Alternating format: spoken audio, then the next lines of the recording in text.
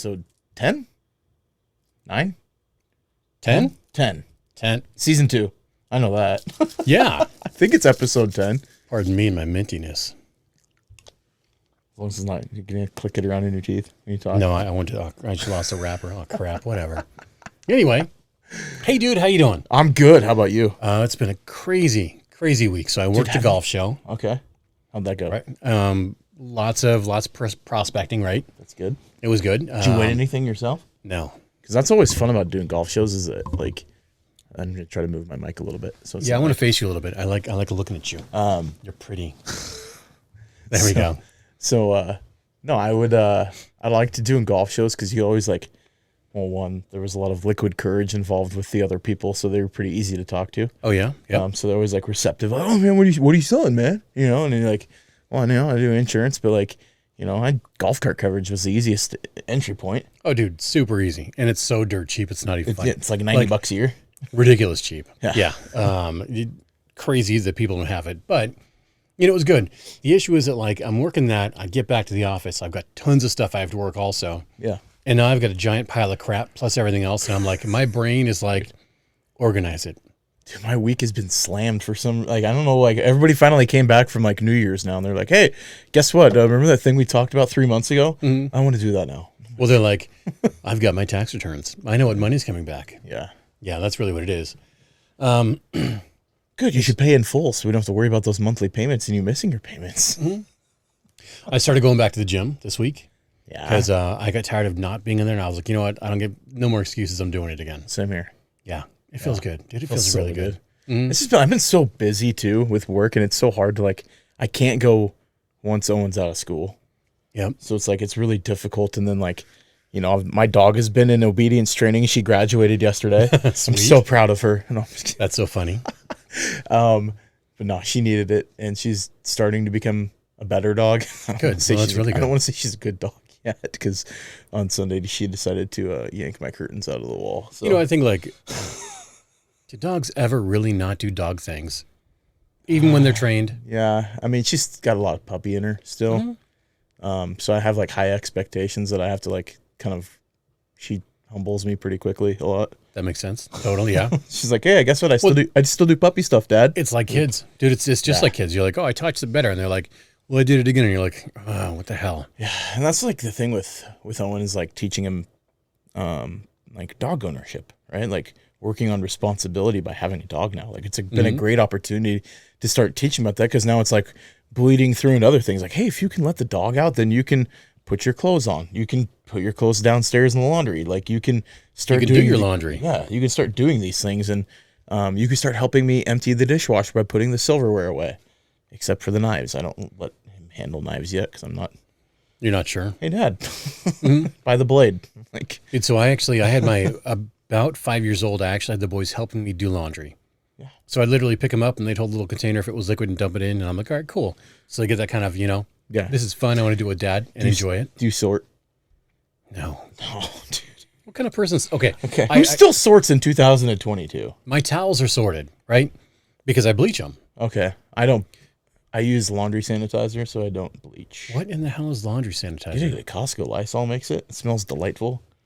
But, like, if you have boys, right, and they smell a little funky in their clothes, or like your workout clothes, I don't know. Like, do you bleach your workout clothes too? No. Dude, do you ever like black? Do you ever have the shirt that, like, just once in a while, like, smells like after about an hour or something, it smells like you may have worked out earlier in the day? Nope. You know? No, I just don't know that. You're not a hard sweater, but, like, I know sometimes, like, you can. I use laundry sanitizer, dude, and everything comes out smelling. I'll have to look for it. I want to know. I mean, that's it's really in a big jug. Yeah, it's at Costco, like, big jug Lysol laundry sanitizer. That's really cool. Yeah. Yeah, but I mean, I bleach towels because they're white. Yeah. Every guy likes white towels, I think. Sure. Girls don't like white towels. I like gray towels. Do you like gray towels? Mm-hmm. Oh, I'm a white towel guy. I love the plush white looking kind of like hotel. When you go to hotel. Oh, dude, totally. The whole. All right. I don't ever steal hotel towels. Confession time. No, I don't. You don't? No. Have you ever stolen one? No. Honestly? 100%. Really? Yep. Have I? Oh, I absolutely you have. That's so amazing, dude. Not like in the last 15 years, but like when I was in my 20s. Yeah. No, I never did. Or like on a road trip for like if we were in wrestling trip and we stayed at a hotel or whatever in high school, I'd totally like, this one's going to be used at school, my gym locker.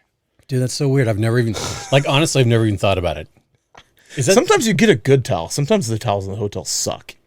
I'm always just like, a towel's a towel. You get like a nicer hotel. Sometimes your towels get better. You could tell you're at a good hotel if your towel's like by quality of the towel. Absolutely, yeah. Yeah, for sure. Like I've got one towel at home. It's a giant. It's huge, right? It's huge. It's super plush and amazing. And I'm like, that's my towel. Yeah. Because it's as tall as I am. I have like one of those giant oversized towels too. That's the best thing in the world. Oh, they're nice. It's a big white fluffy one too. Best thing. It's Owen's favorite one too. I've been watching, well, at least playing a lot of Joe Rogan in the background. Okay. Because I get through watching my daily amount of how come my brain goes away as soon as we start doing this? Of Crowder. Okay. Right. So I start watching Crowder, get that done, just to see what's going on in the world and hang out, try to get more information on what's going on currently in the world. What is his first name? Because all I've ever really known Steven Crowder. Steven, that's right. Okay. Yeah. I knew that, but I always forget. Dude, he has some of the best freaking impression voices ever. And they're amazing. And then so I was like, just let Joe Rogan roll. And today it was Joe Rogan and Miley Cyrus. Interesting. Yeah. And so I'm listening to Joe and I'm like, who in the hell is talking? Like, I can't figure it out. And I'm like, what is this old lady doing? Like, why did you have an old lady on, right? And I look over and I'm like, dude, it's Miley. She sounds rough. Miley has twang, of course. She grew up she grew up like country. Yeah. Well, so she's gonna have twang. She's gonna sound kind of like Dolly. I get that, right?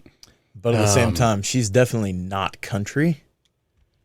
I don't think she's got more rock and roll. I think her dad when he got big hid from all the limelight, and then she was like, "No, I want to be in it." And so I think she got pimped out by Disney. But yeah. But I mean, she is still. It's funny. I would liken her to like Bonnie Tyler. Okay. Who could go country if she really wanted to. Absolutely. Or like Miley did both. She went country and did not. I mean, like I could hear like Fleetwood Mac too. Mm-hmm. Oh yeah, totally, dude. Yeah. But it was interesting because like just listening to her, right? Just kind of checking out what's going on with her and listen to her talk, and I was like, oh yeah, you are country. You are these things. And I think we kind of forget that a little bit, which is because you're like, oh, Miley. And all you think of is like tabloids, right? So I'm listening to it, and it was actually a super cool interview. I was really impressed with how mature she was with everything.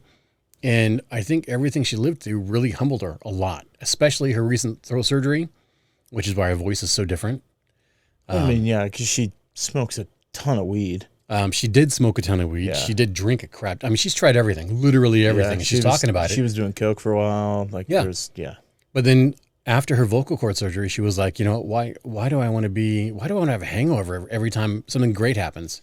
And like she said that, and I was like, wow, you've grown a whole lot, which is really kind of cool. So it's neat that when Joe gets celebrities on, you get to see them being human. He has a really unique way of bringing that up. Like with even Elon Musk, like turned into a normal dude when he was talking to Joe Rogan. Yeah. Well, I think it's because Joe's like, whatever, I don't care. You are who you are. Yeah. He's kind of a normal guy. I mean, like he's a weirdo, don't get me wrong. Like, but in the same token, like he's kind of like just a normal guy too. Mm-hmm. Like you get to be one of the people that's just like you're just two people chatting it up, I think that's what makes Joe special. Yeah. That's what made him so good at what he did. He's got crazy. He's got comedian. He's got all that. He's got MMA fighter in him because he is a phenomenal martial artist too. Yeah. And then he's like, you know what? No, I'm a dude. I want to hear what you have to say. I love watching him. He's been on. I like Meat Eater. It's like one of my favorite shows. Mm-hmm. I don't know if you've ever watched it or not with Steve Rinella. And he's been on that like 3 or 4 different times now. Been like in really episodes. Cool. The episodes he's in and with Brian Callen are freaking hilarious because they're like out in the woods trying to be all serious, and you're like seeing a totally different side of Joe Rogan, like you may not have really known was there. And then like you could have this serious moment where he's like stuck, and then he still cracks a joke, or like Brian Callen will crack a joke or something like the Yeah, it's just a ton of fun, like watching them on that in that kind of different atmosphere. And obviously, Joe talks a lot about like eating elk meat and stuff like that. But dude, we love elk meat though. I've had it twice this week. Yeah, how do you say no to elk meat, especially good elk meat? Oh yeah, for sure. I just think that it's neat that Joe brings the humanity or human side to these celebrities that have been thrown in the limelight, and we get to remember that hey, these are regular human beings with their own personalities and perspectives, even before they're celebrities. And I was thinking about it, and I was like, we give grace to ourselves to change and mature, and especially with Miley, dude, we don't give grace to celebrities. I think once they get in the limelight, we try to keep them on a different pedestal, and we don't let them be human. Mm-hmm. Which I like. I think that's why I look at Chris Pratt, and I have a lot of, I don't want to say admiration for the guy because I don't really know him, but I look at him and I'm like, that's somebody that's actually kind of doing it right though, is because he'll go do his thing and then he like vanishes. Yeah, he doesn't like try to stay out in the limelight or whatever, and like he's like still a dork, like he's still a 40-year-old dork like we are. I think it's cool. Yeah, I think it's totally rad. Like I look at him and like he was doing something on TikTok with Arnold, who's now his father-in-law. Yeah, because he's dating his daughter. Yeah, and are they dating or are they married now? I think they're married. I don't know what's going on. Katherine Schwarzenegger, I'm pretty sure they got married because they've got a couple kids now. Well, it doesn't mean you're married. I'm pretty sure they're married. I know, but I'm pretty sure they got married. But like, yeah, he was doing stuff with Arnold and like totally being silly and goofy, and it was actually kind of cool. It's like, yeah, he's like these people. Yeah, sure, they're on movies and stuff, but we're human. Yeah, I'm a real person. I'm not just an actor. I'm not. They're perfect. Not a robot like Tom Cruise, but like, well, he's got Scientology, so he's doing just fine, or whatever Brad Pitt does. I don't know. Yeah, I'm not quite sure there, but I think it's neat. It really humanized her, and I look at her totally different now. Which is kind of weird, yeah. Because it's Miley. She does a lot of stuff that I didn't agree with, but she matured, learned from it, humbled herself, and moved forward. And I'm like, wow, she has a dog named Kate Moss, which I think is freaking phenomenal. That's pretty funny, actually. I guess the dog sings, and not like just howls, but like tries to. When she does her scales, the dog has perfect pitch on the scales. What? And I'm like, holy, that's kind of cool. I want that dog. That's pretty. Yeah, I'd make money. I would do scales with a dog. Yeah, I would make money off of that dog. Well, I would just do scale. I mean, I like animals. So. Anyway, no, it's just neat. I can't imagine if each one of us, if all of our screw ups were constantly in the public spotlight, and then tried to promote us based on that, and you went, wow, I'm getting famous. I'm being screwed up like the Kardashians did, right? Yeah, and it's one thing like doubling down on that. Like some people when they are famous in the spotlight, and then they get thrown like some shade or whatever. Sometimes they double down on it. Yeah. And it's like where she was human and had to go through, some trials, and it was because of her own actions. Mm-hmm. Like let's be real. And she's like owned it. She's kind of like, yeah, that was me. You got to remember that she was selling out stadiums at 12 years old. Dude, I mean, like let's put that in perspective. Yeah. 12 years. She was even younger on Disney, right? Yeah, that's like the Jonas Brothers. I think about that too, and the pressure that would have been there. Dude, and think about Justin Bieber. Yeah. Can you even imagine growing up like that? That would be freaking bonkers. So yeah. I really think, honestly, we really need to give some grace to these celebrities that grew up like this, because I look like Macaulay Culkin was like the first one that I think we really saw the degradation of celebrity lifestyleism and all. Yeah. Oh, dude. Like scar them for life type of, and he's come around and made some pretty funny commercials and stuff. Like I'll give him that. I mean, he's kind of a wackadoodle too, but I think that people are entitled to, distrust of other people, especially if you're like in the limelight. That like it'd be pretty easy to think like, what do you want from me, or what are you going to try to use from me for your benefit, like to sell a tabloid? Oh, dude, absolutely. You pulling up something over there? No, I'm trying to connect to the board because apparently I'm having all these crazy. So I'm dressed this way because I went to the gym, went immediately back to work, worked longer than I thought I would today. Drinking my ice water. Then, obviously, we met at the studio, right? We came here like it just. It's been quite the long, fast day. So, I apologize. I'm not super prepared today. It's No, it's all good. And something that's in the news kind of that was bugging me too. Like, obviously, we've been seeing the stuff going on in Ukraine, absolutely. And prayers with people there. I watched the video though, and it absolutely crushed me because it's like it puts everything into perspective, right? The last 2 years of what we've been having go on in the United States, of the BLM rallies or January 6th or the trucker rallies now and stuff going on now, and everybody's thinking that like they're making some drastic stance for whatever they believe in, and they're like sacrificing everything to be right. First world problems. And then I see the video of a guy in Ukraine kissing his daughter goodbye, and he's putting her and her mom on a train for a safe area, and he's turning around and going back to fight the Russians. Well, I mean, dude, so that's one aspect of military life that people don't think about. This is a normal guy. I know. This isn't some guy that was in like fatigues and trained killer. I think they're like Israel though. I think they actually do have military that they have to go through. The reserve, yeah. But I mean, that's the U.S. also. Sure. We can't discount that, and we can't discount the fact that our police and our state troopers and all these people are out there doing the same thing.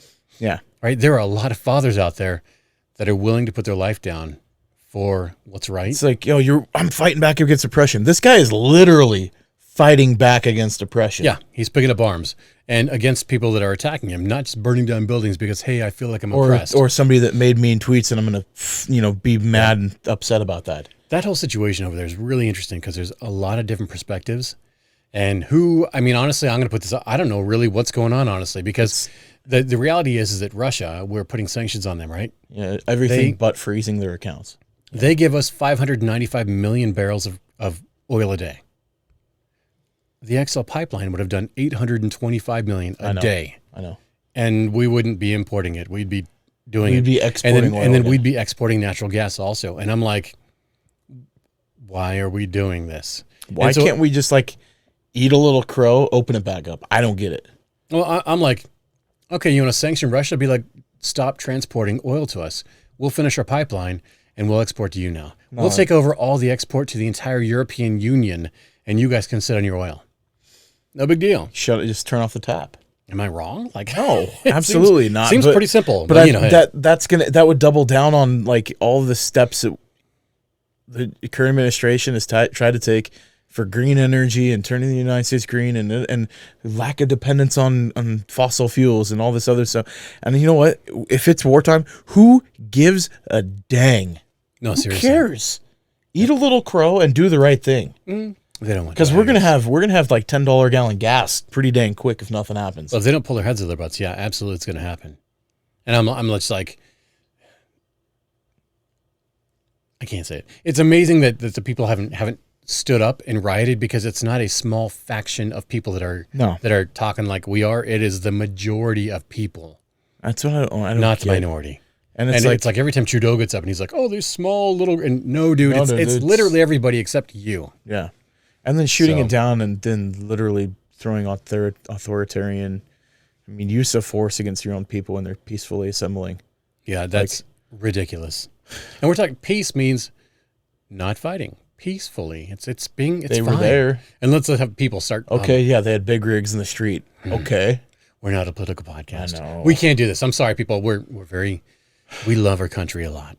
But yeah, gosh, we could talk. You know what I love though is that I love critical thinking and looking at fact. Yeah, and common sense. That would solve a lot of this. Pretty simple. And having a backbone and fortitude. Don't double down on your mistakes and then try to weasel your way out of it by making a few more mistakes to hopefully outdo your other mistakes.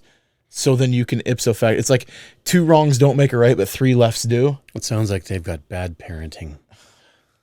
And they're parenting each other with their bad parenting. Maybe they are a bad parent. If your kids, maybe they need to listen to the podcast. Smoking crack and Parmesan cheese. And underage girls. Yeah. Hey, so speaking of kids in the government, there's this TikTok that I was checking out. I figured we'd talk about this for a second because kids. That went serious, really. Yeah. Whoa. Do the kids belong to the parents or the government? And so I thought this was intriguing. For enough, bear with me because I might have turned the volume up. Let's see what's going on here. Unless it's like all of a sudden a raging advertisement, then an F-bomb. Here we go. Oh my gosh. I'm so sorry. Play. Kind of private idea that kids belong to their parents or kids belong to their families, and recognize that kids belong to whole communities. Once it's everybody's responsibility and not just the households, then we start making better investments. So, you want to play it again? Yeah. Just to catch all of it? She's talking kind of fast. Yeah, well, She's a fast talker. Her lisp kind of screwed me up, I'm not going to lie. It's break through our kind of private idea that kids belong to their parents or kids. We need to break through the kind of idea that kids belong to their parents. What? All right, what nut job is saying this? If it comes out of my body, it's mine. If it comes out of my wife's body, oh, it's totally ours. Well, I mean, it's hers too, but it's ours. I guess she gets whatever's out of my body, but that's gross when you think about it in that context, right? It's half of each of yours. We know. Somebody please tell me you know what I'm saying. The scientific side of this, it's literally half yours. So, who is this person? What kind of crack is she smoking? Who is this person talking, by the way? I don't know. I don't know, but it was a newscast. Do you want me to keep playing it again? Let it roll again? I don't know. Is it going to make me more mad? Yeah, probably. I think it's okay. Let's play some more. Kids do not belong to their parents. And we have to break through the idea that kids belong to their parents or kids belong to their families. And she's saying no. To their families and recognize that kids belong to whole communities. Nope. Once it's everybody's responsibility and not just the household. Kids are in the community, not a slave to it. Kids are part of the community. They're in the community. We make the community. Yes. They belong to the parents. They're not beholden to it. And you should not be raising or punishing my child if you're not in my family. Right? And you better be immediate family if you're raising my child or punishing my child. I don't know. Maybe I'm smoking crack. Maybe I don't know what I'm talking about, but I am going to completely disagree with this lady and down with the system. Can we let's cancel this person? I'm just kidding. But we need to cancel the wrong. That we absolutely do. I mean, I feel like let her say what she wants, but she is on crack. Have a discussion. Don't spout off like you're a professional in this without getting outside insight from the other side of the argument. That's what ticks me off about a lot of this stuff is that they say it almost like it's for shock value, but then people are so ingrained to like taking every word that comes out of media as truth that people will buy into this. They're like, oh, yes, this is what we're doing. Oh, exactly. Yes, right now. Yay. Like, let's go ahead and do it. Like, no. Like, it's like the school teacher in Texas. Did you hear about what happened? There was a teacher in Texas yesterday, a middle school teacher, was caught on camera by one of their students, like talking in the hallway to two other teachers, saying that the conservative Christian people need to get COVID and die. Ouch. I got COVID twice, though, and I didn't die. I know. Praise Jesus. Like, I'm sorry if any of you guys have actually had I caught the sarcasm there, so I get it. But still, I'm not mocking you guys. It's just and I've had clearly, it as well. But like, you know, she's saying like this would have been all over if everybody would just go ahead and gotten jabbed within the first month, and we wouldn't even had this whole COVID mess. And I'm like, dude, do you not follow the science? Like COVID, the jabs have proven that you're gonna get COVID. It doesn't matter. You may not get it as severe, who knows? But like, you're still gonna get it and spread it. I don't know what's more severe than 0.002. Well, don't even get me started on the kids stuff. Leave the kids alone because they have more risk from getting the jab than they do from COVID, and that's absolute scientific fact. All right. So, okay, we'll skip that COVID because we don't talk. That's not a subject matter we discuss. We're not scientists. We're gonna get unless we have hit by the algorithm. We're gonna hit by the algorithm now. We'll have Alan on back on, and he'll talk about COVID. No big deal. Or Shane. He's an actual scientist. Also, yeah. An actual scientist. So let's be real here. Okay, so here's another one, and it was this. I've actually had this say for quite a while because I didn't know how to approach it, but I was like, you know what? No, we're going to do this because people need to feel this, and this is coming from one of our favorite dudes, Mr. Joe Rogan, right? Joe. We like the Joe. And live lives of quiet desperation. It's one of my favorite quotes ever because it's true. And I've been that guy. You're just in this world where you just can't wait to just run away. You have an apartment you have to pay for. You have a car you leased. You have a wife that you have to feed. You have a child you have to raise. You have your mortgage. You have your this. You have your that. And that's where it all comes from. Try doing that alone. Men lead a life of quiet desperation. Try being a single dad. It's fun. It is. I mean, yeah. And but that's because we've been through it. Yeah. You know, like you go through all the garbage, you go through all the worrying and all the everything, and we'll talk about that again. But, I would say it's almost quite sacrifice. I mean, it's desperation because there are times when you don't know. You're like, I'm hoping I can do it. And I mean, there were times that I was like, I'm just hoping I get enough in this paycheck so I can cover my car payment, or I can cover whatever, or I did well enough to do this, or I hope I don't have to eat that crap that's in the back of my cabinet that I've been trying to avoid for so long.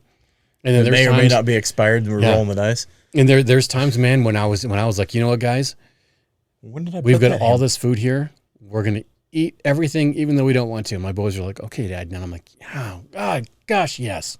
Kids are amazing. When did I put that hamburger in the freezer? Yeah. It's not green yet, is it? It's like opaque. I can cook the evil out, right? That's how it is. And that's what you're thinking too. Yeah, man. So I don't know. I mean, it's tough when you think about it though, because single moms feel it too. Oh my gosh, single moms feel it, right? But as fathers, even when you're in a relationship as the husband, you feel that, and we will absolutely talk more about that because it's we got more to talk about that. Okay. Sorry for the yawn. That'll be coming. That's all right. No.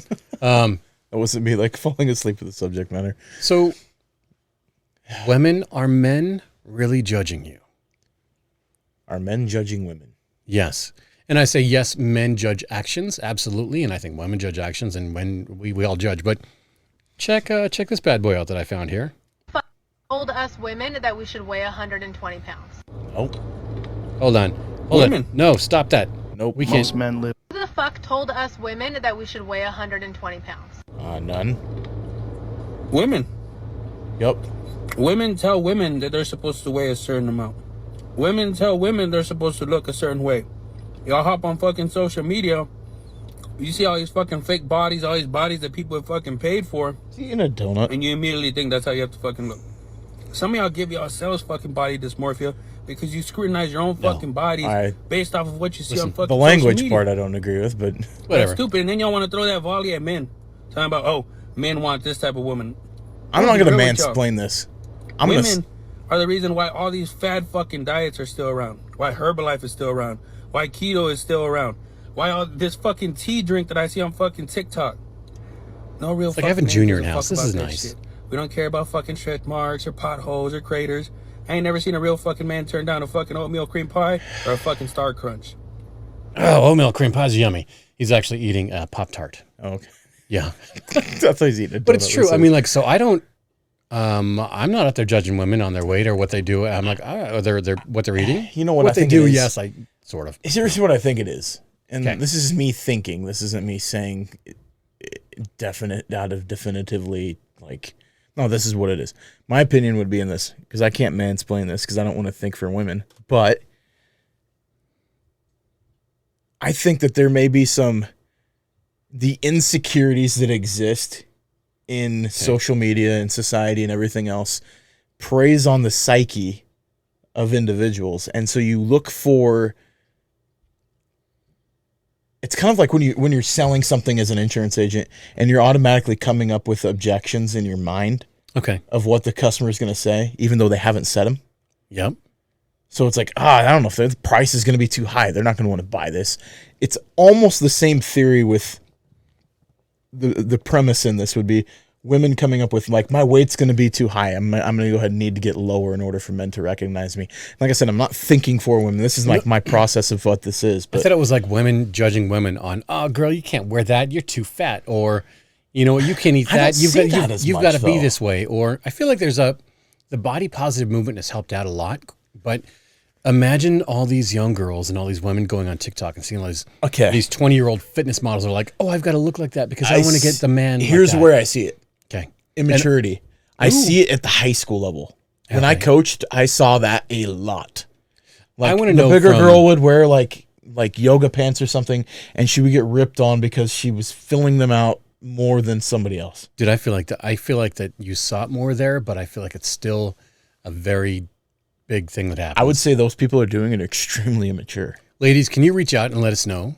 I mean, do you feel this from each other or from when you're in if you want to be anonymous, so I mean, just mention. I just want to know because really, the reality is that, yeah, I'd like to know this stuff because I know extremely vain and immature guys will think that stuff. Absolutely. Yep. But I don't associate myself with enough of those to think that, like, definitively there is a huge portion of men out there thinking that women need to be 120 pounds. No, there's definitely not at all. Dude, dad bods. I mean, come on. Yeah. Like, I would be pretty hypocritical if I thought that. 'Cause yeah. But no, it's like I'm built like the southbound end of a northbound horse. Like, you're doing good, man. That's all that matters. That's all that matters. Yeah. So obviously I've been loving TikTok lately, right? And I've been finding all these things and they've been just stored on my phone. I'm like, man. You're part of the Chinese algorithm. Yeah. They know what I'm doing all the time because I'm watching this right now. They're probably listening. The Pokemon, and I'm they've tracked my entire life history and where I go. And if they ever want to knock me off, they toss a missile my way. I'm right here. I don't know what to do. When they go after Taiwan, I'll be right here playing Pokemon. Let's not talk about that. That's next. Anyway, that's happening next week. So no, was listening to a statement from Renee Jacks. She's a published author and an transgender.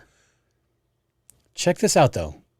Just listen, because I got a thing to talk about transgender that I think. And it listen goes and chime beyond, in. Yeah, it goes beyond transgender. I think you like this. Never had the full ability to have intercourse because the vagina that they make is so small. So anytime I tried to have intercourse, it was extremely painful and it wouldn't happen. So these surgeries are nothing more than plastic surgery. They don't create the phalluses that they create for female to males. Just wait. Are really hideous looking. I've had several female to male friends, and you look at it and you just go, oh God, you paid for that. It's horrible. The sex change didn't solve my discomfort. The doctors who are honest will say that the gender dysphoria is always there. And it's because the confusion is, it's not so much, it starts out being about your anatomy, but really what you don't like yourself. Bingo. Okay. Do you know what neuroplasticity is? Yeah. Please explain it to everybody else. But yes, I've actually read about it a lot. Because it is extremely talked about in the scientific community about neuroplasticity, about your body's ability, your mind's ability to be trained to do other things. And as the Bible verse goes, as a man thinks, so he is, right? Mm-hmm. Well, that's literally true. You can talk, there are books, and I can name at least 4 offhand. Dr. Shad Helmstetter is a very, very, very well-known clinical psychologist. Yep. Has a book about neuroplasticity and how to train your mind to think positively. And you can train yourself in habits, right? Yeah. But it's literally, this is scientifically backed, right? So if a person can have gender dysphoria, is that not a form of neuroplasticity that you've taken it from one end to the other? I think if it's constantly ingrained in your psyche over and over and over Somebody again. Somebody plants that seed and also you start dwelling on it, and then you're like, well, maybe I am. Maybe I take it this far. So maybe I'm going, maybe I know I am. I can feel it. I am. And she said, it's less about the physicality and more about mentally. Yeah, which is amazing. And a lot of people think that's why I think, 50% of these people have reverse afterwards? Yeah. You know, I saw a statistic, right? Everybody talks about people. They said there was an article I saw pop up on Yahoo News or whatever. Mm-hmm. There's more gay people in 2022 than there's ever been in history of mankind. Well, one, there's more people on Earth than there's ever been in history.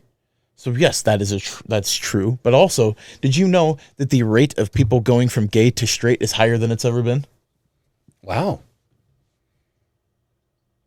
So for every one that's going from, hey, links are not available, so don't check us. Don't fact check Dadvocacy. It was in Yahoo, right? Yeah. But I was intrigued by this, and I'm like, oh, rabbit trail. I'm going to follow this one for a second. That's a good one. That's intriguing. Yeah, there was more people though that were going from gay to straight. I mean, it's about the people that everybody was like, oh no, you are, you must be, you are. So there are many, many women that try out, and not really try. They just get promiscuous or whatever. A period of going through, and even little boys. I mean, 100%. Little boys do this. You get a boner from anything. You put the bag of groceries in my crotch, and I would have been humping a freaking cantaloupe. It's too much information. I'm sorry. But it's true. Every little thing, it doesn't matter what it is. Dude, you're doing math, and your teacher could be some massive, huge, bald guy with a dick on his head. And honestly, my teacher he had this bald spot. I drew it one day. It was really funny in math class. But you should be doing math and get a boner, and you're like, what just happened to me and why, right? It's just, yeah, and that's obviously the puberty aspect of it. Yeah, but we know as we're little and we grow, all we know is the pleasure aspect. Pleasure. So it feels good, it's okay, right? And then you get older and you go, oh, I define what this is and where I want to give this. Well, I'm awkward. So since I'm awkward with girls, or I'm awkward around guys, so therefore I must be gay or lesbian. Yeah. Well, dude, I mean, I've been called gay a lot in my life, and I'm like, no, I'm just metro. I'm cool like that. I don't mind saying dude's attractive. I'm cool. I'm strong with who I am. Yeah, it doesn't matter to me, right? And I don't care if I like my car clean and I like to dress well and I like to. It's all good. Maybe I've got a couple shirts in my past that should have had volume knobs because they were a little loud. But hello. That was. You got a pair of shorts like that. Discotheque Tristan. I should have been in Russia. Yeah. But no, I mean, like, really, like, it's one of those things. So you've got to be, people don't fall for the trap that you are what people say you are, because you're not. Yeah. If you are sexually excited by another man, you're probably gay, unless you're a woman. Right? And that's reality. Now, if you're not, then, and you love another dude, like I love Ryan, like I love Junior, like I love Lang, that doesn't make me gay. That makes me a man. Yeah, it's because human, right? My heart's big enough to go, man, I love these guys. They are my family. No, it doesn't mean you're going to go try to sleep with me later. No, and I don't want to Krispy Kreme you. Gross, dude. Don't think about it too much. That's freaking nasty. Oh, my little donut. Gross. I love you. Shut up. I can't help it. Too far. That wasn't too far. I could have kept going. Wow. I could have. We're going to have to stamp this episode. Sometimes it takes a while. Anyway, so. No, but like in the neuroplasticity side of things, it applies to a lot of areas in life, right? It can, and I think it'll apply to what we talk about later in this episode too. But like, we don't focus on like what our brain is actually capable of. No. And and this isn't me saying like, oh, you can train yourself to not be gay. That's not me saying like, oh, That's not what he's saying at all. I'm not saying pray the gay away, like that type of stuff, right? Oh, jeez. Because that does more harm than good, right? Because there's still people at the end of the day. Mm-hmm. I don't agree with the lifestyle, right? I'm not going to go. And that's because you don't have those feelings. No. If you did, you'd be like, oh, I get it. Yeah, but in the same token, I would look at it as like, if, how people want to say like from the biblical aspect of it, like, well, God's put them in the decision that gave them those desires. No, we've been given free will, right? So God didn't give me desire for pizza. My delving into liking pizza caused me to like pizza. Right? I don't know if, I see where you're going, but I don't know if that's how it works, because clearly, we aren't gay. We can't speak for them, right? And that's a hard part. For me, do I want to be with a dude? No. But like at the same time, like my desire for women, like, right? For like, I'm in a relationship with a great woman, and my desire for her, is that out of like my generations of being told that like I need to be straight, or is it due to like my affinity for who she is? I think it's all of the above, right? Well, no, it's you are sexually excited by a woman, yes, right? And let's break that down, because that's what that is. Sexual attraction is that. From the physiological aspect of it. Yeah. What if you weren't? What if women didn't do it for me? Yeah. What if? And this is where the question comes in. Yeah. Because I love everybody, and we know I do. I don't give a crap what your sexual orientation is. I love you, right? Yeah. And I want to see from your point. And I've seen two dudes that were so in love with each other. I haven't seen them make out because I think it's gross. Yeah. Ugh, right? Yeah. Whatever. But dude, I've seen them so in love that I'm like, oh my gosh, I feel that for you. Yes, I can see how much in love you are. I don't understand it because I'm not there. Yeah, but that's amazing to me. And I go, it's hard for me to. Biblically, I understand where it says in the Bible, right? But back then, dude, they were having sex with, the Greeks were having sex with their Animals? their little boys, Animals. their slave, like everything in sight, right? And yes, that goes against it, but I'm like, it's hard for me to say that through mass mutation, mass whatever, because we are just millions of or thousands of whatever, how many years of mutation, whatever, and there's screwed upness, there's right? conditioning involved. There's all sorts of things involved. You could, and here's the. It's a really hard conversation. It is because of the psychological aspect of it, right? If neuroplasticity exists, which we have found that it does, You can't put your hat down. oh yeah, it stops finding my face, right? My little Krispy Kreme.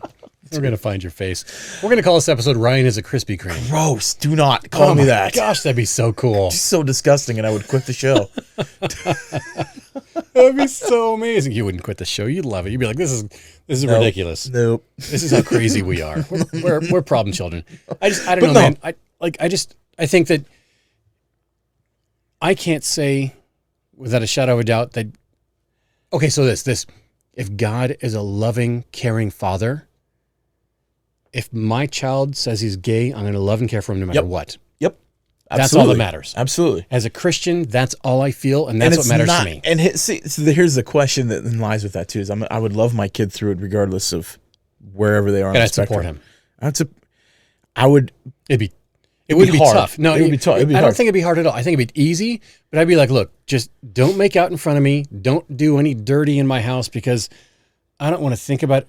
No, I don't want to think about it. But I love you and I embrace who you are. And if this is who it is, then okay.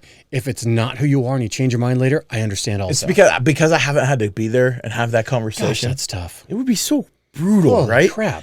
And so like the aspect that I would hope, and this is like the faith aspect of me, is that there would be an understanding that, like, you know, if we're told not to live in sin, right? Mm-hmm. And you think about it, and I think I used this analogy a while back of like being on a pathway, and things that make us stumble along the path, that would be sin, right? I think the hardest part about this is that we will never not live in sin. Exactly. But when you trip over something and you're like, I kind of liked that, I'm going to go ahead and stay here in the middle of the pathway, and I'm just going to live in that moment. We trip over gluttony and alcohol, porn, and sexual whatever. Addictions, and all that. There's all sorts of stuff. Greed, whatever. Again, this is a conversation. I mean, we aren't. No, and I'm not saying like I'm perfect, because I'm not. Like, right, I sin. Is my sin any different than that? No. This is a fun conversation. It is, because it's like existentially like. Yeah, we're like, oh my gosh. What my hope would be from the psychological aspect would be like, if you are right and you say that you are this way. Yeah. My hope would be you still are able to live a life of faith. In that. Here's the fun part.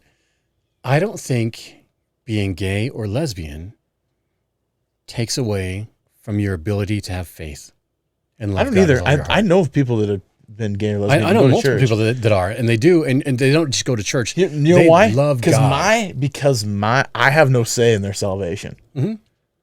I could have a say in like our conversation around like faith and that aspect, because like, you know what, I would call them out on their sin and I would encourage them to call me out in mine. And they would be like, "You're lusting at him. You're right. You're right. So are you. I screwed up. You gay guy." Like, no, but at the same time, like it's like my buddy Jay. Like he is gay, and I love. Dude, he came out to me. I was a guy who came out. That would be so hard. I mean, it's like for him to come out to your best friend. Like, I wasn't even his best friend. We're family now, right? Yeah. And we are. He just knew that he was like, hey, you know what, Tristan's safe, and I am. Yeah. I love the dude with all my heart, and we can disagree on all sorts of crazy stuff, and we're still family. It's just like, the hardest part in this world is stepping in somebody else's shoes because you can't. You know, because we can't even assume, and that's where I'm at. I'm like, man, you know what? I can't judge any other person because all I can judge is based on me. I can understand people. I can understand that you can love somebody wholeheartedly and fall in love with them. Absolutely. I don't want to kiss a dude or lick his butt. You know, I look at it as like, you know, parenthood is leadership, right? Like our job as parents is be a leader. And that takes... But do you think a gay couple is going to raise a straight kid? Absolutely possible. All day long. Because he might have I know lots of straight kids that have gay parents. and they're straight, the parent didn't lead them down a wrong path at all. They just go, these are and my two. And that's a kudos to those parents having the best interest of the kid and letting them be their individual, right? Well, I mean, but if they're the example though, this is where it comes down to biologically. Yeah, I guess you have to be attracted. The part that I have an issue is when you start telling your kid that they're not the gender they are. Absolutely. I mean, dude, if I had a like, say I had a daughter, she came in, she's like, Dad, I'm a dude. I'm like, you're a girl. Mm-hmm. I'm a dude. But like, no, I will argue with you biologically. Nope, you're wrong. Maybe you're Tom, but do you know how many tomboys you know how many tomboys I grew up to be like extremely like super, super hot and like gorgeous, wearing but dresses now and all that. But like, yeah, and then like doting mothers, and they're like, I mean, like, so it's, I don't want to objectify people by what they say. They're like, you know, like we should, the creative mind too. If a male is extremely creative, tends to the child be a little on the effeminate side. Yeah. So he's got emotion. So he's got caring. So he's got. Okay. What's wrong with having an empathetic child? Nothing. What's wrong with that? And we should not be saying, oh, because you like dresses, you're this, or because of whatever. Dude, like I said before, my sister did makeup on me all the time. I can do makeup. I'm really good at it. Does that make me gay? Does that make me a girl? You're a girl dad, and that helps out like with your daughter. I did it before that, dude. Yeah. Okay. Before that. I'm an artist. Yeah. I drew. I can sketch. So can I apply? Yeah, I can apply makeup. Yeah, I can see on you what would look amazing. Absolutely. Doesn't make me gay. I like women. I want to do women's makeup because it brings me closer to women in the wrong way. I learned massage for all the wrong reasons. You're perv. Absolutely, I'm a perv, and I'll stand up for it. It's about okay. But like, again, I learned you do all these things. You're not in denial, at least. It doesn't make me not a straight man. That's the whole thing, right? You know, and this, I think this could be a great, we could go on this a great show topic. Oh my gosh. It could take make this episode take a U-turn really fast. No, we're not going to stay on this though. No, we have more to go. Because I don't want to leave this conversation without revisiting it in another episode, because there is more to this topic that I do want to say. Like, I mean, I feel like if we're going to do this, we should have a gay. Give it its due. Give it its due. Like, I mean, but the issue is that you can't have, the hardest part is having a straight people talk about conceptual stuff that we can't fathom. I've never had, and I've never had the desire to be with another man, so I don't understand that aspect of it. What I would be, I've had the desire to be with two women. Doesn't make me a lesbian. But what I would be empathetic to, I'm sorry. I'm totally just keep going. I know. Just ignore me. Not even acknowledging your statement. But what I would be empathetic to, though, is like the situation of having something that you could be seen as being rejected for, and holding on to that with such fear that your own family or your friends or whoever, it's going to dramatically change the rest of your life if you tell them that one dark secret. Could you imagine embracing, and this is the hardest part about it all, can you imagine embracing a lifestyle where the majority of the world's going to reject that lifestyle? Does the rest of the world really reject it, though? Hell yeah. In 2022? Okay, let's talk about Europe. You want to go about those nations that'll just stone you to death, drag you through the streets, toss you off the roof of the place? Go be gay in Russia. Yeah, let's be honest. Where is the only place you can be gay? Australia, the US, maybe Canada, UK. Where in the UK? You can be lesbian. Oh, that's true. But where can you be gay in the UK? And I honestly, maybe Britain's okay with it. I don't know. But in Britain, you've got a massive group of people that are taking over streets and communities and murdering because of their belief. Now, can you really? Yeah. No, you're right. These are things where people will ostracize you, and because you love someone so much, and that's who you are, you're willing to give up that. Maybe in Southeast Asia? Again, like, think about it, man. Yeah. I mean, like, it's not...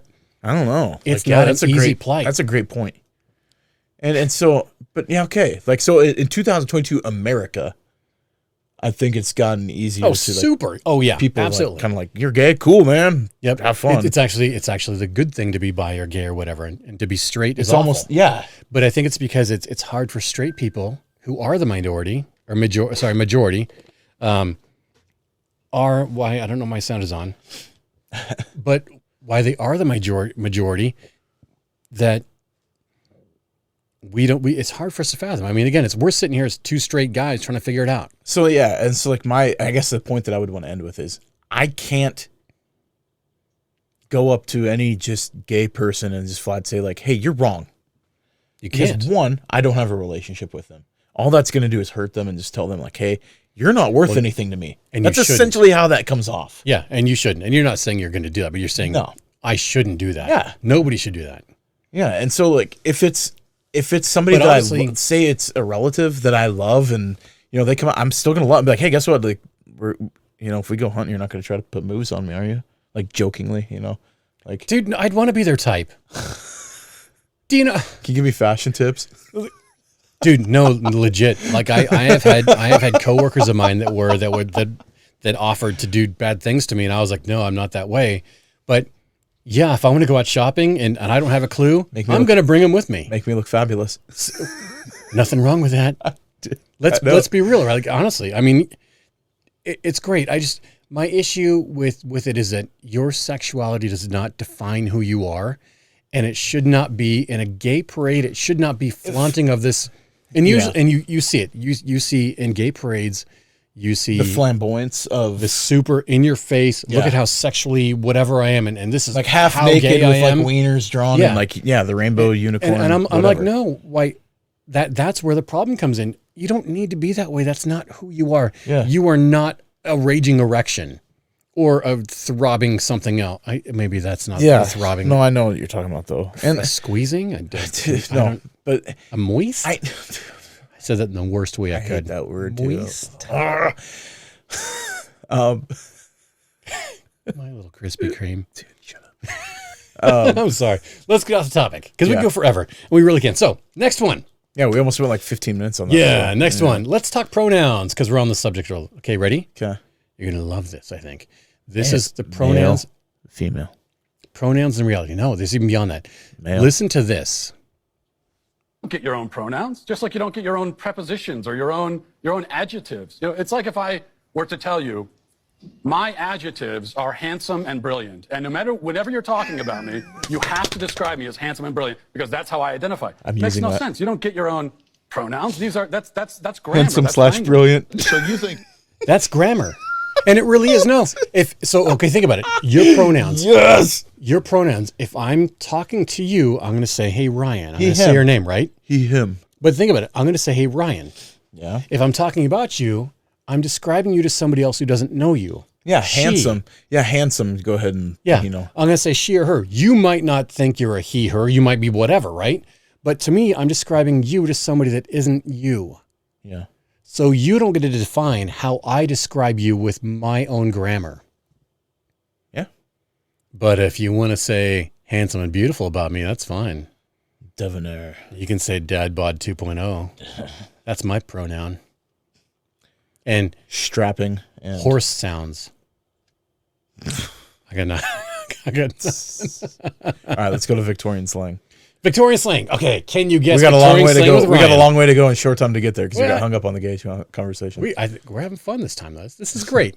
Can Ryan guess Victorian slang? I think I'm going to get this. Oh crap! You don't get Hold your on. own pronoun. Let me find it. Victorian you don't slang. get to pick your pronouns. Here we go. Ready? Yeah. Can Ryan guess Victorian slang? Like what they're trying to say in modern day slang? Yeah. Okay.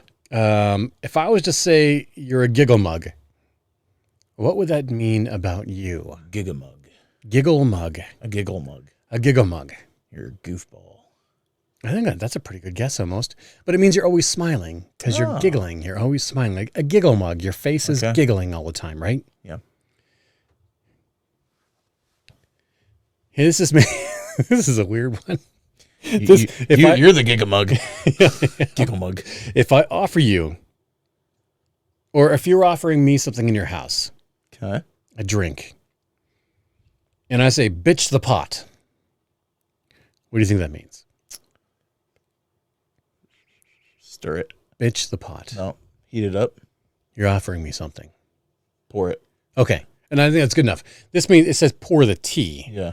But I would say pour the anything is probably what's going on, right? Could be coffee because they drink tea more often back then, not coffee. Okay.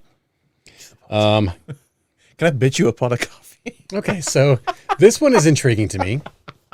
I'm going to use that. Like, if I said, I've got the morbs. Got the morbs. Got the morbs. Break down the last word. Got the morbs. You're sick? or I'm sad. Morbid? I'm thinking Right? morbid. I know, morbid. So I'm thinking morbidly in my head, and so I'm temporarily sad, or I'm sad right now. Okay. You're tight as a boiled owl. Tight as a boiled owl. Who the hell thought this up? That's so stupid. You're anxious. That means you're drunk. Does that even make any sense to you at all? That's the dumbest one so far. Somebody at one point would have to like boil an owl to find out what that would be like. This next one, this doesn't even make sense to me either. You're poked up. You're poked up. Or I'm poked up. Pregnant. That's what I would assume. Tin roof rusted. That's what I would assume, right? The same thing. No, it means embarrassed. What is that? I don't even know. Poked up is embarrassed? No. Okay. Sauce box. Sauce box. After you guess, I'll tell you what the army slang for that is. I'm not going to. I won't go there because that was my first assumption. Sauce box would be. If I said, is it a bar? No. Oh, that actually makes a lot of sense, though. A sauce box, right? Like you're closing down the bar. Yeah. No. If I said, shut your cock holster, what would you say it is? Your mouth. That's what it is. Sauce box is the mouth. Oh. Because I guess you pour the sauce in that box. Okay. That's so stupid. I'm not a fan of the big ones. I mean, I like them all, I guess. Doesn't matter. But Cupid's kettle drums. Boobies. Boobies. All the way. Boobies. Right? Now, I think we use this one today, but not in the Victorian way. Cupid's kettle drums. If I was not up to dick, what do you think that means? I know what that means if I said that to a buddy of mine. He'd be like, oh, you got nothing going on. Is that what it means? No. Oh. And that's what it means now. Not up to dick. I'm not up to... What? Not up to dick. None of these make a whole lot of sense. I'm up to no good. I'm unwell. Yeah, if I was up to dick, I'd be unwell too. Isn't that? I've had it up to here with you. That's really weird, right? I've had it up to here with you. It's only 4.5 inches. That's being generous. It's like the fishtail. We're doing good. Yeah. Okay, so okay. We're gonna flip it up. We're gonna go sad now, okay? Okay. I'm gonna read these captions out loud because this is what it means. But this comes back to our original conversation about the Joe Rogan one and quiet desperation, okay? What do you got? I was just gonna say we're at 1 hour. Oh, people, you love us. Shut the hell up and listen. Here we go. Dude, we've had so much conversation though. Maybe we bring a topic for the next episode because it just might have to go there. I think we just go with one these are good enough. Yeah. Okay. No, we'll just push it all over. It's all right. Okay. I don't mind. So, here is the sad truth about fathers and how they are doing when you ask them that question. How are you doing? When you ask a man how they are, especially fathers, the answer they would give you would be, I am fine. I'm fine. But on the inside, they mean, I am fine. I have money worries. I am fine. I am a failure. I am fine. I don't do enough. I am fine. I need more time. I'm fine. I'm stressed. I'm fine. I'm burnt out. I'm fine. I need to set a better example. When you ask a man how they... I think there was a time in my life, in the last maybe 5-6 years, where that would be true, to where I would just say I'm fine. A lot. It takes a lot of growing up to go, I'm not fine. I'm not doing great today. Well, we went through a whole, you have to remember that we've gone through a lot of growth as guys, you and I both, and a lot of men out there that are willing to go, this is how I feel. Dude, it's okay to say that your day sucks. Dude, listen to that though. Sucked me in. I'm like, oh my gosh, reading this. And I'm like, Don't make me cry. No. Like I'm listening to that too. That's the music, tough. The music doesn't help, but no. I wish the music was quiet. Whatever. It's like Remember the Titans type music. Where it's like but but I mean that's, and I would say that there are some single women that felt that way. My mom, especially back in the day. But as a guy, married or not, I know married women that are that way. That would just say like, oh yeah, things are great. But they have the whole weight of the household on them because they feel like that's what it is. Because there's no communication. They don't have both ways. I know moms that would work out. I'll get it. Or that would be at home and they would say like, oh yeah, things are great, but like, man, I'm overwhelmed with housework and the expectations of keeping the house up, and the kids are crazy, and keeping the bills and everything else in line. Like, I will never judge ever a mom that says she's a single mom or a stay-at-home mom. I will never judge a stay-at-home mom ever. Dude, that's the hardest job out there. I will never do it. It's tough. And men, if you're out there and you do that, you're a douche. A douche canoe. Seriously. Like, that is like you don't know what they're doing. I mean, like, what, you think they're sitting at home eating bonbons all day? I mean, and there are like a few, like, I think that especially if you have help, like if you have a house cleaner that comes in like 3-4 times a week or whatever, like you're more affluent. You've got a little bit more money to spend. Well, I mean, the reality is it really depends on how good you are at communicating, at prioritizing. Yeah. As a dad, single dad on my days off, man, people would wonder how I get all the crap done I got done. And I'm like, well, it's because I just maintain it. All I got to do is clean it once and maintain it. And then after that point, it's not really a big issue. So I had a lot of free time with my boys because I'd maintain. When they were done with toys, I'd pick them up. Or they'd pick them up, right? It helps once they get older. Having structure really makes your life easier. Yeah.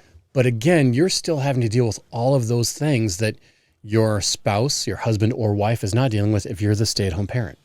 And that could be a lot of stuff. And it gets hard because, if one not, it's easy to judge. Kicking stuff. I know. It's easy to judge when we're not at home. Yeah, and it is. Because it's like, and then you can look at the bank account and like, you spent $130 on groceries. What else did you buy? Dude, you know how much $130 worth of groceries is? It's like that deep in your shopping cart. Well, it depends on how you're shopping also. That's true. Let's be real. I mean, you could spend, if you're buying a bunch of produce, dude, you're dropping $50. Yeah. I mean, produce. Easy. Yeah, especially now. Dude, I bought 5.5 pounds of sweet potatoes. I freaking love sweet potatoes. I said, so do I. Do you know how much that was? They're expensive. Yeah, it was like $12. Yeah, it's not cheap. It's not like buying like $4 to get you 95 pounds of regular potatoes. Yeah. It's like, oh yeah, I spend $9 at Winco and you can get a pallet of potatoes. Basically, that's how it looks. Yeah, it's crazy. I just have to keep in my garage now. Okay, so here's the fun part about being a dad parent or a parent dad or a dad, boy dad, a dad, a girl dad, a dad. Okay. No. So when you see cute girls out there, I think it's super hilarious. Why are you looking at them girls like that? They look good. That's why I'm looking at it like that. But Dad, they're not even your age. Do it look like I give a fuck? Do it look like I give a fuck and I don't? Age ain't nothing but a number. You'll learn that when you get older. Plus, I'm just looking.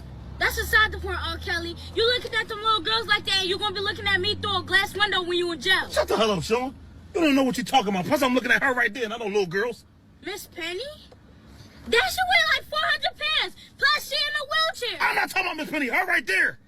Oh, Miss Johnson. That's right. I heard she used to be a man. Shut the hell up, Sean. She ain't used to be no man. What you talking about? I don't know if he can make it. She's a tall tree, and I want to cut it down. That's what I want to do. Yeah, before you cut it down, make sure you cut that branch off. Get the hell out of there. I told you, shut the hell up. I think that is just more for comedic effect. It would still, no, but Owen's not old enough yet. I've had those conversations with my boys.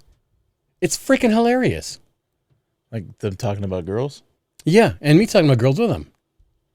And I might be looking at old women, but I used to pick them up from school every day. And there was some delicious looking moms out there. I'm not going to lie, like really delicious ones. And I'd make comments and they were like, what? And I'm like, no, clearly the mother. But it's those conversations maybe they won't with you, but they will happen. Yeah, I don't think I'd have that conversation. It's fun, dude. So we were listening to Britney Spears one day, and Christian from the back seat in his booster chair was like smiling. I'm like, dude, what's going on? He's like, I like this song. I'm like, why? And he was like, she's got a sexy voice. I'm like, yeah, she does. Britney Spears, your new mom. Come and get it. I'm that parent. That crazy train. I get told a lot that I'm a weird parent, dude, because like, yeah, I'm okay with that. But I reach, no, I'm cool with it. I'm totally cool with it. Dude, my sister and I were talking about it, and I'm like more of a free spirit than I would be, I think. No, I totally am, and it's because I want to reach my kids on the level that they understand it at the moment. So I adapt every time they change. Yeah, I think I would be very careful though, because it teaches the objectification part too. No, not really. I'm attracted to that. I like it. Okay, cool. Do you like that or not? Okay, you like it too. Yeah, but I mean, also, like, you're a single dad. You know, like, I mean, I'd look back to my dad, never had that conversation with me ever. Different kind of parenting styles. Well, he was also married. Okay, I wasn't. Yeah. It's okay. So here's the thing. I think that makes a difference. Do I ignore the fact that my kid is attracted to something? No, I'll be like, it's not me objectifying anything. It's like, oh, you think she's cute? Like, because I've had that conversation, like, where Owen's sitting in the back seat and he's like, Dad, guess what? But what's the difference? He's like, I like girls. I'm like, but what's the difference? Me too, buddy. My son, he loves the fact that he's dating a hot cheerleader. He's like, she's super hot, a cheerleader, and I love this. And I'm like, yeah. Good boy. Right, cool. I'm like, dude, I get it. But also cheerleaders are smoking hot. Yeah. Like, and I would be like, sometimes hot can be overrated, but like, you know, like it. But that's where they're at. It's like, are you chasing her because she's hot or because she's good to you? He's already dating her. It doesn't matter to me. Yeah. He likes the fact that she's hot. Cool. She's really, really a sweetheart too. She's an amazing girl. She is. I've met her. Yeah, she's very nice. And she is. She's totally awesome. She's and I'm like, a good kid. But you got to remember that guys don't edify things like that. We go, they're smoking hot. And what we mean is, dude, she's got a great personality. She's super fun to be around. I really enjoy her. There's more to it. But all I know how to say is, she's hot. I'll be hot. Yeah. But she's going to listen to this and be like, oh. But that's what you mean. But like, seriously, like women, you have to understand that it's not me objectifying you unless I don't know you. She's going to laugh though, because I don't call her hot. I usually use a different adjective to describe her, but like, and it's okay. Yeah, she's beautiful because like, but if you were saying to your buddies, yeah, like if I was like, dude, this is who I'm dating, and they'd be like, she's smoking hot. I'm like, yeah, she's smoking hot. That's right. I said that to my buddy. He got a new girlfriend, and he was like all super proud. I'm like, dude, she's a hottie, man. Good job. Like, but you see what I'm saying? Yeah, it's literally you're just meeting them on the same level, and it doesn't mean you're saying less about them.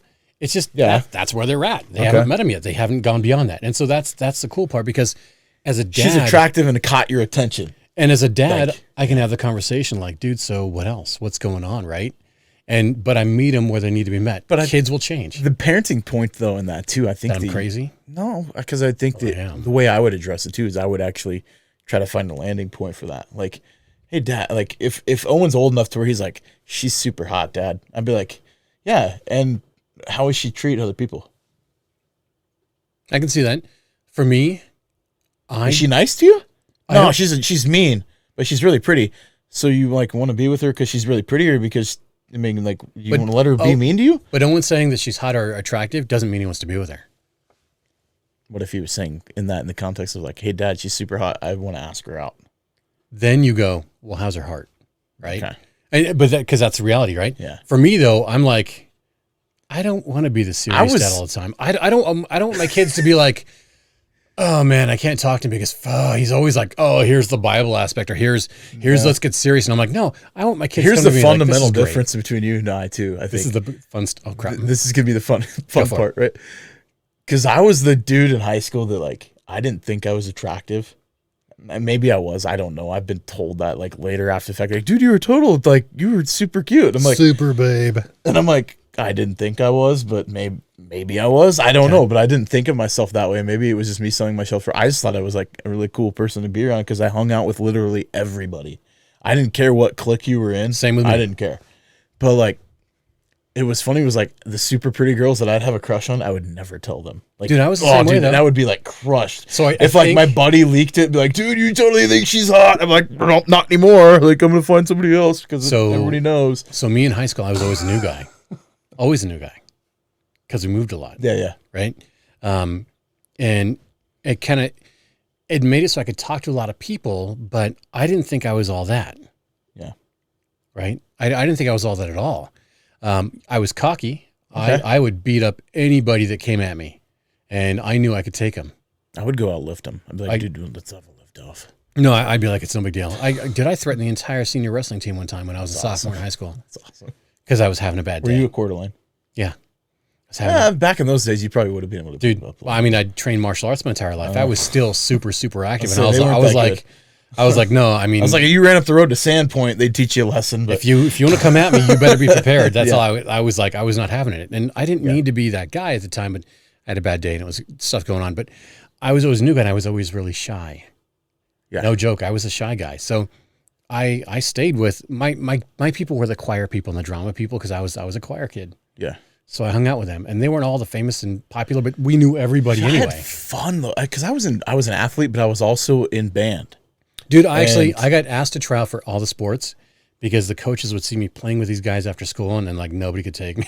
I'm like, oh, whatever. It was just probably would have been a great wrestler, but I'm pretty decent at Brazilian Jiu-Jitsu. Yeah, if that counts. A lot of it cross applies, except for like Jiu-Jitsu, you're willing to give up your back. Where in wrestling, you don't want to give up your back. No, Jiu-Jitsu, you don't want to give your back at all. Or you don't want to go to your back, I should say. Yeah. Yeah. Well, no, Jiu-Jitsu, you want to be on your back. Yeah. That's my favorite spot. Wrestling, you don't want to. Not at all, because that's you're out. That's a point. You're done. You're done. That's it. For me, I'm like, no, that's my favorite spot to be. Get on me. Take it. Triangle. Get in my mount. I want to be in the guard. Kimura. Dude, no, it's so much fun. And it really is. But like, I was the kid that was like, my parents couldn't afford to get me to sports.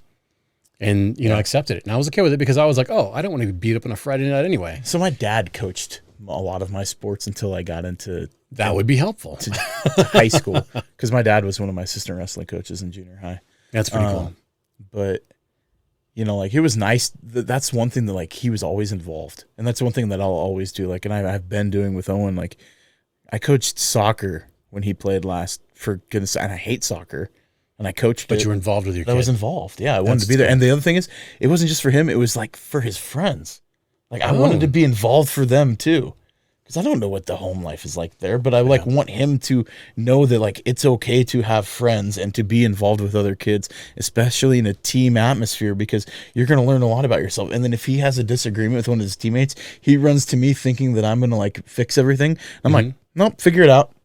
Yep. You're going to have disagreements. Go figure it out. Like, go apologize or go, like, talk to them. Like, don't come asking for me to settle your problems. Go figure it out. That makes sense. And that was kind of fun. That's good, though. No. So I want to touch on one thing before we go. Sure. We see what we choose to see. Sure. If you're looking for good, you're going to find good. If you're looking for the bad, you're going to find the bad. That's how it is, no matter what. So if you're say you are at work and you make 15 phone calls today. Yep. And one sucked. Does it ruin your entire day? Which one will you remember? Which one are you going to talk about first? Everyone remembers that negative one. Every time. You see what you want to see, right? Mm-hmm. I got so wrong. That guy he was such a jerk. And that'll ruin most people's days. Yeah. We were talking about the other day, and the aspect that brought this up was that I'm in a lot of dad forums.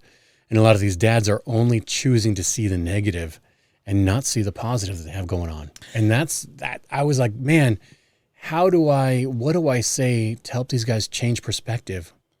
And you kind of can't. It's you almost have to like treat it like a sandwich. Like before you tell me anything negative, I need to hear 5 good things that you like about the situation. So like the happy sandwich that feedback managers give you, like, you did this really, really well. This wasn't as good. Bring it up. And this was really, really well. Yeah. I think we know exactly what manager you're talking about. The happy sandwich. Because he was the king of the happy sandwich, and I don't think he listens to our podcast, so I'm not worried about it. But I haven't talked to him in 2 years, so I don't really care. But no, I mean, totally like true. That's a old school technique that people have used. I mean, I used to use it when I was a manager too. So. Yeah, and so like you do see what you want to see, and I don't know if you want to actually ask that question or if you want to end on that. I think we're getting into that. I mean, this is people. Start looking for the good. Start looking for this is going to lead into our next episode, by the way. And it totally will, yeah. Because this was a totally random episode, but I enjoyed the conversation. I think we're going to come back to a couple of topics that we discussed today. And I'm actually going to do the diligence to bring up some fact with that too. Good. Because other than the fact that I read on Yahoo News, but Not to go because we can end up like going 15 minutes longer even not going back to visit and beat the dead horse. No. So yeah, dude. No, I mean the reality is we actually had an entire show set up, but the hard part is that when you have good conversations that happen, it's all about working through those pieces, and that's the fun part about it. And I think because there's some differences in us too. There's a lot of them, and you get to see. But the thing is, like, we're still friends. Mm-hmm. I'm still gonna go and do my thing and think what I want to think, and you're gonna think what you want to think and do your thing. But at the same time, at the end of the day, like if we're forward leaning and we're on the same path, like what is our goal? Like, if we had to define what we do and what's our mission statement with this podcast, I think we still have the same target. 100%.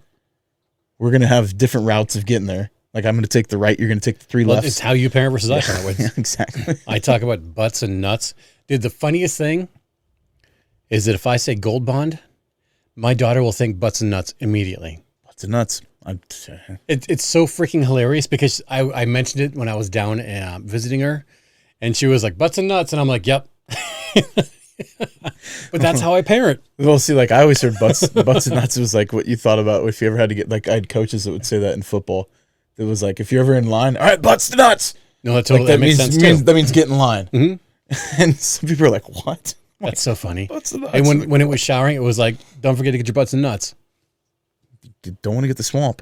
Yeah, it's just who I am as a parent. That's how I teach, and don't want the monkey butt. That's how I lead. But I mean, like, it works. I have kids that still say I love you. That's every phone call with it in front of their friends. Yeah, and that's the thing, like, and cry when I show up. I mean, like, that's, you know, if we I'm could, okay with this. Yeah, and if we threw a dart at like what our target was with this was like, one, it's just to tell a story, right? But two, it's to provide a perspective, and the cool thing about perspective is it's going to be different. That we have two of them right here. Yeah, that's my perspective, yours. It's how we see the world. Yeah, and so I think it's cool. I think it's really your fun. way may reach some people, my way may reach some people, but at the end of the day, we're both trying to reach people. Mm-hmm. We're both encouraging healthy community. We're encouraging healthy conversation. We're encouraging a lot of positivity in a world that is really, like, let's be honest, stacked against men. Well, this is not a downer podcast. No, not at all. At all. And we have fun. We touch on some crazy subjects where I'm like, I'm tearing up listening to Al-Anon. Like, come on. Oh my gosh. I still love the way it ended. I love the way it ended. I know. It's a love story. Dude. Oh, it's so good. I got a buddy that I want to bring on. Good, let's do it. Because he co-parents, and he's like, has all the right to be pissed off in the world. Oh, and he takes the humble road. I met I don't know how you feel about You've met CBD. him. You've met him. He was at that barbecue over the summer. Cool, okay. How do you feel about CBD? I give it to my dog. Okay. So I met a guy, and I forgot the name of the company, at the golf show, who was talking about CBD and hooked me up with these little CBD things for, like, you know, anxiety, whatever. I don't have it, but I was like, that's really cool, right? And we're talking, the creator of the company is a single dad in Portland that created the CBD company, and it's literally CBD with less than 1% of THC. They have this, like, cigar thing that these people, like, it's like CBD ash on which you light. Yeah. And, like, people have used it to stop drinking. I don't know how it works. I think it's amazing. I'm like, that's really cool. But stop one habit with another. No, I mean, you're because it's not addictive. Okay. At all. Like at all, which is crazy. And I was like, that's really, really interesting. Like, I was intrigued because I love the science behind it. But it's not CBD. It's CBDA, CBDG, CBDN, CBDZ. There's like 30 strains that people don't talk about. Yeah. And each one does something different. The CBDA is actually the one that binds the COVID particles and stops COVID in humans. Interesting, eh? I was intrigued, and I've known about this for a while. You know what else do you got with COVID? What? Viagra. You're good with it or not with it? No, I'm saying Viagra helps with COVID. Does it really? I read an article. It was in, like, Scientific Weekly. No, really? Yeah, there's an article. I'll have to send it to you. I'm gonna have to. I didn't believe it, and I'm like, man, that's really I feel like less. That's some stiff thoughts there. Does that mean less dudes in the nursing homes were having issues? That's so sad. That's awesome. Don't forget to take your Viagra, people. Just a blue pill a day saves you from the COVID. That's the next commercial. It'll really screw you up. Yeah, it'll totally do it too. Trojan, along with Viagra. You ever hear about the guy that got Viagra stuck in his neck? Or stuck in his throat? Yeah, stuck in his throat. He had a stiff neck for a week. Dad jokes. Oh, my Lord. And with that, I think we're going to let y'all go. It's no big deal.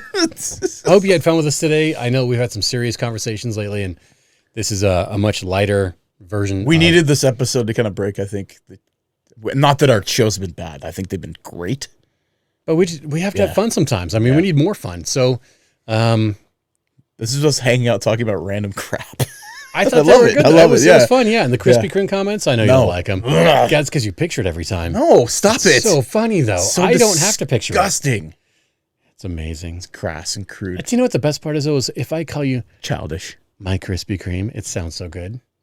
You're childish. I really do. I am. I can't help it. Pervert. You'll figure out a good nickname for me one day. Blockhead. Those are awful, though. I know. It's like you gotta work on it. Like 1940s, like nicknames. You're a nincompoop. That's perfect. Victorian insults. Hey, giggle mouth, giggle mug. You giggle mug. That's so dumb, though. All right. Anyway, hey, for Dadvocacy, you mook. I'm Ryan. I am the Krispy Kreme. And I guess we will see you next time for episode 11. Yeah, I think. Tristan is not. Tristan's a glazed. No, he's a. What's another donut? Eclair. Tristan. Oh, that's really good. That's really good. All right, guys. Think of Van Wilder. Oh, perfect. Oh, gross, Van Wilder. We'll see you guys later. Yuck.